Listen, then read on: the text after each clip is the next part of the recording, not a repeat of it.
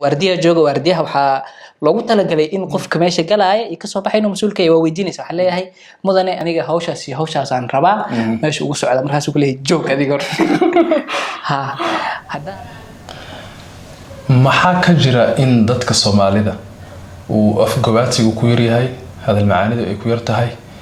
oo ay yihiin dad marka ay hadlayaan hadal aad iyo aad u adag isku la hadla arintaasi wax ma ka jiraan aad iyo aad arintaasi inteedu badan sax waaye waxaana loo aaneyn karaa sabab fara badan oo bulshada Soomaaliyeed dabeecadeeda la xiriirta kow waxa asaas u ah barbaarinta qofka markuu bulshada soo dhex galo qaabku bulshada ula hadlaayo ixtiraamkiisa meesha uu gaarsiisan yahay wuxuu ka soo bilowdaa guriga marka sababta ugu horeysa oo af adeega keenaysa waxa kamid ah guriga in qofku hadal dabacsan uusan ku soo baranin annaga waxaana la soo baraa qofka ka weyn in la ixtiraamo laakiin qofka weyn in qofka yar uu ixtiraamo kale lama baro marka ilmaha markay yar yihiin waryaha waxaas keen waryaha waxaas yeel waryaha kan soo qabo waryaha saasa lagu soo marka adiga qofka ka weyn marka hor kuma baraayo inuu si dabacsan wax ku weydiiyo in ma aragta si naxariis leh wax kugu sheego wax walba oo kaaga iimaanaya qofka ka weyn marka barbaarayay sidoo hadal adag ama hadal amar ah aadiya taas marka maxay ku dhaxalsiinayaan marka aad soo weynaatid in adin dadka sidii oo kale ula dhaqantid waxa laga yaabaa dadkana daawanaya inay qalad u fahmaan in dhaqankii oo dhan inaan cagta marsiinayn in loo malay dhaqanka Soomaaliyeed meel far badan oo fiican u leeyahay ilmaha yar waalidkooda inay maxalli ixtiraamaan waalidkaaga galbeedka kale meelaha kaga fiican inaadan magaciisa xataa ugu yeerin hooyo ama aabe abti adeer inaasas dhahdid dhankaas aadan u fiicanna laakiin adeerka markuu wax ku dirsanaya waryaha shaakir inuu ku dhaho ama shaakiro waxaas keen marka keentidna mahadsanid uusan ku dhihin صح marka waxa baranay adigu yara marka waxa baranay in hab dhaqanka dhanba uu yahay amar iyo yeelid iyo qasab yani waxa adiga sameeyaysan wanaag ahayn صح yani waajib iska ridid waay waxa weynaanay marka adiga oo aad u aqoonin in la yiraahdo mahadsanid raali ahaw maaragtay codsi aadan dhiibi aqoonin ama ay kugu adag tahay inaad qof wax ka codsatid guriga inaan ugu dhihin saalaan adiga marka yareed gormeel ugu dhameeqa jeera lagu dhahay shaakir waxa la yiraahdaa shaakir biyo ma ii soo qaadi kartaa anaga dhan waxaan loo barbaariyay marka majority aan ka hadlay dabcan aad iyo aad waalidka iyo qofka soo adiga ka weyn hatta walaalaha wiilasha gabdhaha ka weyn way ku amrayaan markay wax ka rabaan shaqo fiican marka qabatidna qof ku dhahaysa ma jirto waa mahadsan tahay shaqo fiican aan qabatay wax laga talagelinayna ma jiraan marka taas waxaan isleeyahay qodobka aad sheegto oo ah qodobka dhaqanka wuxuu keenay marka bulsho dhamaanteed si ay raali ka wadato oo aan la isagu xubin wada dhaqmayso oo ina mahadsanid la isdhihin in ma aragtay aan wax la iska codsanin inaan si dabacsan isku hadlin waxa kaloo dhaqanka uu keenaya anaga waxaan nahay bulsho inteeda ugu badan sida hadda la sheego reer guura ah yani waxa la badawiyina la mugtahay anaga hadda waa la isku caaya badowga dhaqan waaye waxa oo si gaar ah loo ceebeynaayo ma laakiin meel uu dhaqanka noocaas oo kale oo cilado kale way jirtaa dhaqanka reer guuraaga carab ha ahaado muslim ha ahaado gaal ha ahaado meel kasta uu joogo nolosha dabeecadeeda waxay keenaysaa in qofku uu hadal adeeg inuu ku soo barbaaro anaga Soomaalida dhaqankeena adiga waa taqaana qofka waa hebel waa hal adeeg yahay Allah macna hadalkiisa waran oo kala waay simidi oo kala waay wax uu kala jaraa waxa marka ceeb laga dhigaa qofka oo naxariista badan qofka hadalkiisa dabacsan yahay waxa la leeyahay qofkaas oo kale micmiciisa badan waa warwareega si toos uma sheego laakiin hebel ama hebel hadalka waa kala jartaa ama hebel hadalka waa kala jaraa arrin kale xiiso laha jirto oo arrimaha dhaqan ku saabsan in ma aragtay oo hadalka inuu san dabacsanaynin waa arrin dhaqanka bulshada salku leh tusaale ahaan waxaa la yiri bulshada oo Jarmalka dhaqankooda waxa waay in hadalka si toos ah u sheegaan waxa ay rabaan ma meermeeriyaan sax laga ma xishoonaay xishoodii waxa lagu soo dhigtaa malaha Soomaalida meel isaga toos u sheegaan laakiin Britishka dadka Ingiriiska qofka markuu rabo inuu hadal sheego ama hadal adag inuu sheego waa warwareega si wax maarka afgabaadsi lagu sheegaa saadaradeed qof Ingiriis iyo qof Jarmal ah markay wax isku sheegayaan waxa laga yaabaa qofka Ingiriiska inuu hadalka oo qofka Jarmalka ah inuu u fahmo idab dareen u fahmo qofka ma aragtay oo Jarmalka inuu u fahmo qofka hadalka Ingiriiska inuu u fahmo qof runta ka warwareegay marka arintaasi وبعض فربنا لو وداقنا لكن وأرين نقد بحدود كوا قضب إن تصالح هذا دي أسوأ شيء كتير وكله تصالح نحيوها أو وملها كل دون كل حكم ده ما لها قاركود هذا أنا هذا كوشة وشاكو أو حكجرين أو محل راه بقول كيف سجاش السجار أو وقتها إلي أنا جاهل لماذا إذا أما قلت هنا وقعتي نين إنجليز أمريكا وشفتت واو that's interesting وبناها معنا وحياب له ونوع أفقباسي هواي معناها وحدي ذا يا إنه كله إنه قوات كي نين سوماليات وش كذي جوج وحسني هاي وعبين وقليه وحس وح كجر ماله هدوسن كلهن دقن ما تعي وحس يكوسو شيء هدوسن إن كلهن مركب ساشيء جيد واي محاك كلور سليه كرا وعن إن هذا الكين وأذكي هاي أما دبع سنتي كويرتها ما مسوق لي كرتها غير المجال لما جود أو برشة كويرتها هاي أما البحر لما جود ونجم مكان ملو أنا كرا إن هذا الكين وأد ودبع سنين مرة بأذكي aad annaga Soomaalida cilaaqaadka bulshada dhexdeeda ka dhaxeeya cilaaqaad ku dhisan waay maxaa la yiraahdaa qoys dad aad maxaa la yiraahdaa sheegeen dhalasho iyo wax wadaagtaan saadarteed dadka qof walba qofuusan xigto ama waxaan aad ula tacaamulay waxay keenaysaa marka bulshadii oo dhan inay maxaa la yiraahdaa adduunka kale aad ula tacaamulin oo iska jarjaro inaanan exposure badan inuusan jirin exposure waxa ka wadaa in qofka Soomaaliga uusan fursad u helin in dad aad u kala dhaqan duwan uu la tacaamulaha salahan adiga dukaanka aad xamarweyne ku leedahay hadii nin Carab oo imaanayo mid Ingiriis oo imaanayo mid Mareykan oo imaanayo mid kasta waa arkaysa suu dhaqmay waxyaabaha qaarkood oo wiilka yar ee adeeg loo soo diray ku dhahaysid waxa laga yaabaa hadii qof أجنبي هكذا هذا كلينه أفلاقات وأركو هذيك مركب نرشة كبريسة إن أي جيران حدوده لا إلى علينا حرب وحل سوي دينا أنا مركب ضد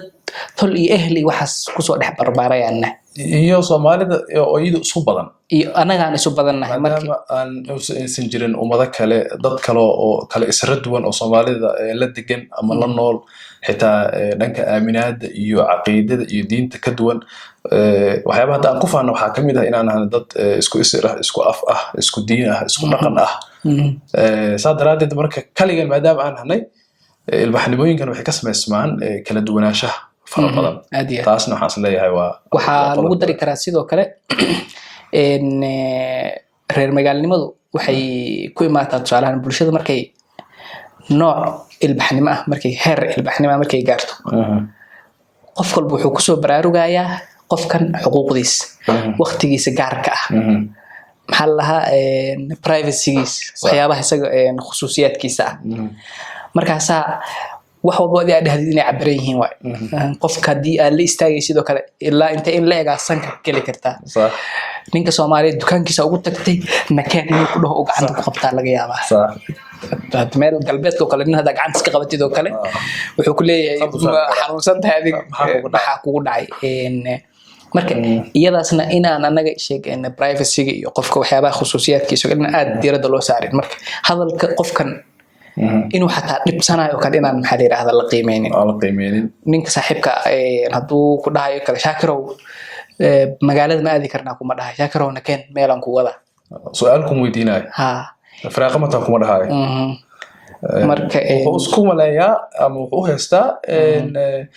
cid ka xigta ma lahan marka xuduudo waaweyn ma sameeysan arimahaas inaysan bulshada dhexdeeda aysan xuduud inaysan sameysnayn meelaha ka fahmi karno waxa kamid ah Soomaalida marka ay qurbaha ku kulmaan oo dad iyaga israahan ka duwan ama diinahan ka duwan ay dhex joogaan aad iyo aad ay isugu dhow yihiin friendly way waxa laga yaabaa qof Soomaali oo aadan weliga arkin weliga maqlin is aqoonin in oo si toos inta ku soo abaaro oo maaragtay وكنا Soomaali ma tahay isla markii uu soo dhawaado oo saaxiibadiin oo kale ama istaqaaniin oo kale inuu kula hadlo maxaa kale ugu wacan is leedahay in hadalka dabacsan uu nagu yar yahay marka laga soo tago arrimaha dhaqanka marka laga soo tago dhaqanka reer magaalnimada maxaa la yiraahdaa bulshooyin kale oo isdhexgal kale la sameeynayo waxaa jirta anaga bulshadeena inta ugu badan dadka wax xanaaqsan yihiin sax marka ninka dukaanka marka su'aasha labaad ku weydiisid waaba haduusan indhaha farax ka gelinin marka dad waxa waaye maxaa la yiraahdaa aggressive oo dagaal diyaar u ah dagaal iyo maxaa la yiraahdaa sheeg xoog diyaar u ah marka qofkaas dhaqankaas in hal mar la bedelo oo la dabciyo oo maxaa la yiraahdaa laga dhigo dhaqan aad u adag tahay aniga hadda ka hor maqaayadan tagay sheekadaas oo ku sheegay hadda ka hor waxaan dalbaday sandwich markaas aan dhahay ninka sandwichka maxaa ku soo dari rabtaa markaas yiri adiga chicken ma rabtaa mise fish mise hilib chicken aan rabaa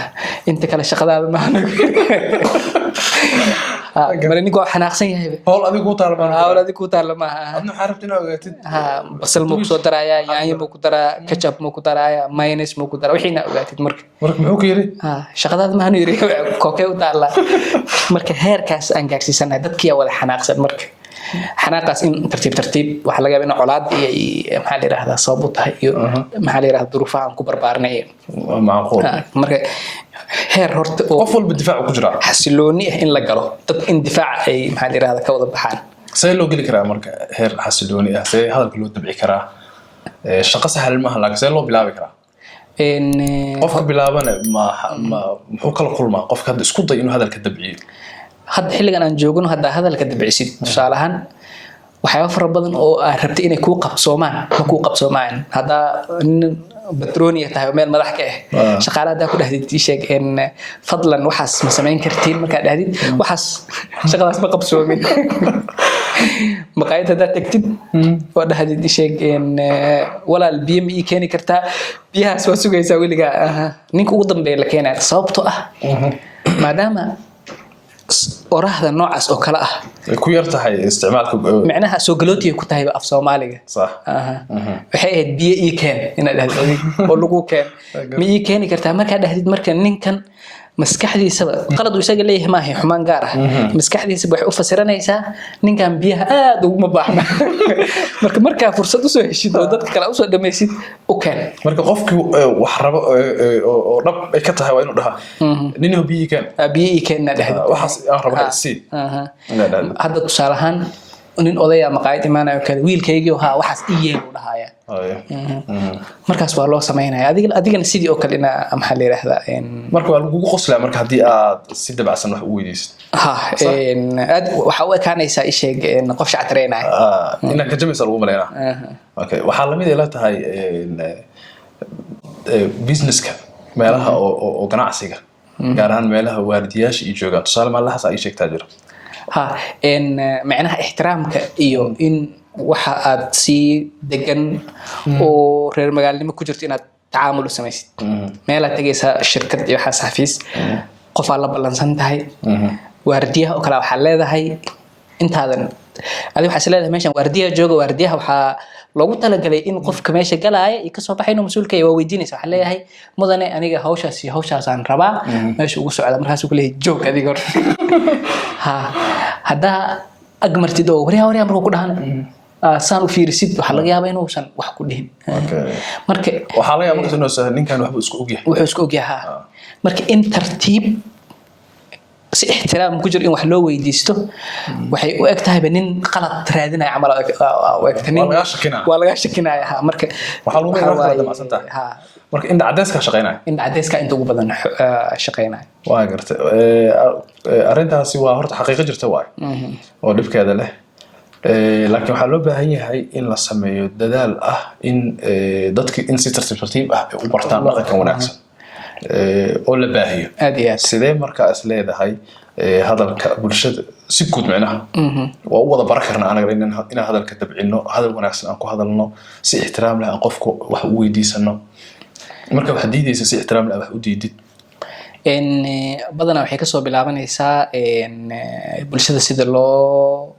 barbaariyo caruurta markay yaryihiin gurigooda waxay kusoo bartaan ama iskuulka xataa sida iskuulka waxbarashada yani anaga hadda mushkiladda waxaa waaye tiro fara badan oo xoog leh aan waxaa laga inaysan si rasmi xataa iskuul usoo dhigan hadday iskuul soo dhigteenna iskuul waxba noloshooda aan wax ka bedelaynin noloshooda aan maxaa la yiraahdaa saameyn ku yeelanin oo kale inay soo qaateen marka waxbarasho xataa lama dhihi karo waxyaabo yar yar uu soo bartay marka in dabaqada wax baratay inay kor u kacdo marka ilmaha la barbaarinaya xataa dabaqadaas natiijadeeda ay noqonayaan isbedelka meesha dhaqamada wanaagsan iyo la tacaamulka dadka horta iskuulkana ciyaalka ugu baro yani aniga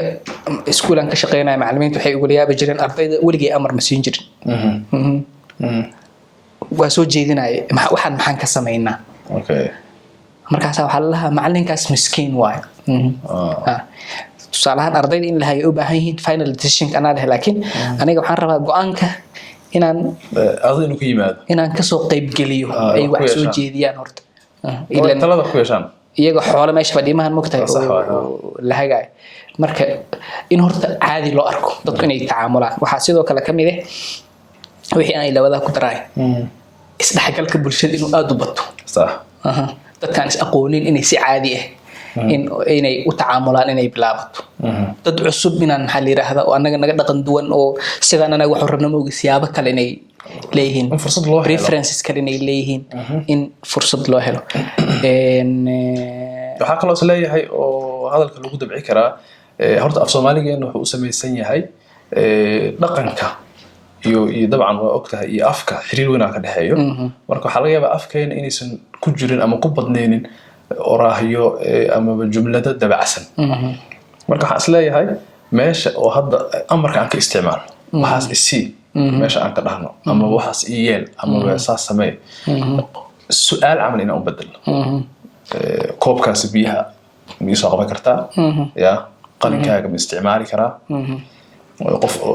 jidka kaaga aadan meeshaan marayso kala camal meeshaan ma mari karaa wax ergeys ma leexi kartaa hadalkii in la dabciyo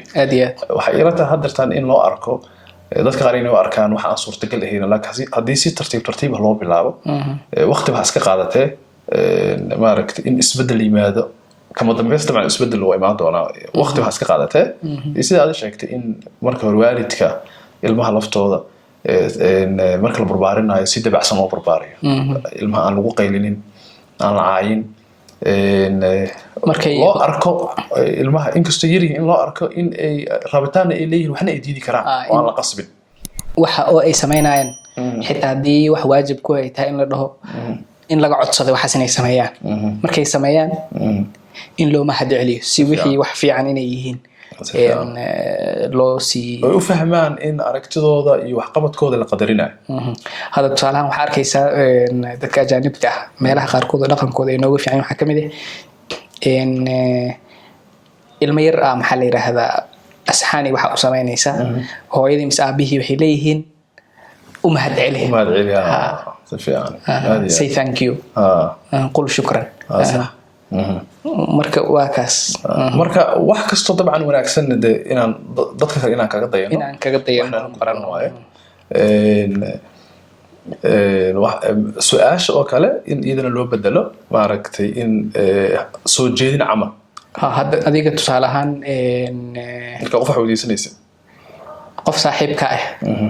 oo laga yaabo inuu kii yahay carab oo kale يا زول تعال هذا هذا كور ونبسنا يا وحاليا بينو فهموا لو سمحت انا هذه مو كان يو كام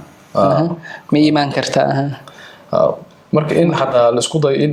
wixii ama su'aal laga dhigo ama soo jeedin laga dhigo saaxiibada dhexdooda in ixtiraamkaasi inuu jiro yani qofkan adiga saaxiibatiin laakiin adiga ma lihin si fiican ina marka wax kasto adiga karti inuu ku sameeyo ina dhahdid ina dabcisid waxa ka fikiri kartaa ina saas samaysid xataa marka talo lagu weydiin inaad dhihin saas yeel inaad dhihin qofka ina ku celisid asaga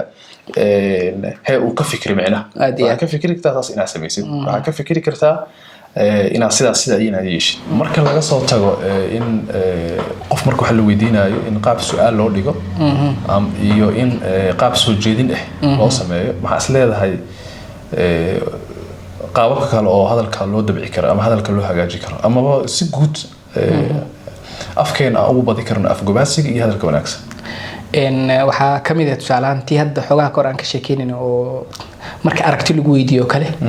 inaadan dadka wax ku qasbaynin inaad ahdo waxay ila tahay hada wax soo jeedinaysid saas hal la yeelna waxa ila fiican in saas leelo qofa wax sheegay ama qofa wax u sheegtay wixii aan laga yaabaa maxaa la yiraahdaa in fariintii adiga aad rabtay sidii adiga u dhahday in maxaa la yiraahdaa uusan u arkin inaadan dhihin ma ifahmin inaadan dhihin saas marka waxay noqonay qaab oo taban oo negative